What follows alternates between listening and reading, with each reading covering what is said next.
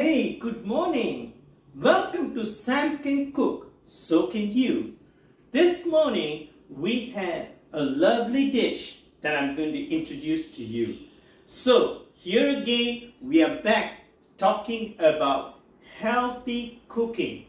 Alright, and so the dish that I've chosen for you this morning is a healthy and wholesome meal.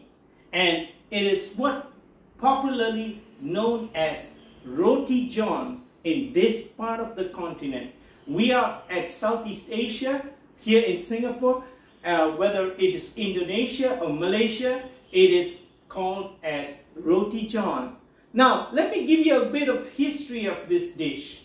Now, it happens that a Caucasian was in our place and he actually went to a hawker, a food vendor, and he asked for a burger. Now, right in this part of the world, if you ask for burger in the very early days, no one really made burgers. It was predominantly a dish that is found in the West. So this food vendor was creative. So he kind of had a primitive idea of what a burger was. So he took bread and he took eggs and he took meat and he took vegetables and he put them all together and he created a burger, sort of a burger, and he said, please makan Roti John, right? So in this part of the world we call Caucasians as Johns, all right? So there comes Roti John. And what an appropriate dish for this part of the season of love, which we always call as Christmas. Now, apparently, John was the disciple that was closest to Jesus. And in the Last Supper, you would see John resting on the bosom of Jesus. When you talk about the breast, it is a symbol of love. It's a symbol of giving out love, just like Jesus gave himself on the cross. So here we are talking about Roti John. What an appropriate dish, right? Because cakes and pastries did not really originate in Southeast Asia, but here is a dish that's totally local and it's easy to prepare. And I'm sure in your part of the world, you're going to find at least most of the ingredients, and maybe you need to just substitute a little bit and you have the best Roti John at your own end. Today, I'm going to show you what are the ingredients that you need to make Roti John. So of course, I'm going to look at, first of all, bread. But today, I've actually chosen sourdough. Now, we can have this especially as a series where we prepare bread at home and sourdough at home. But for today, I've just kind of lessened my load by buying sourdough. So here we have sourdough and it's very, very healthy. We'll talk about it in the lounge.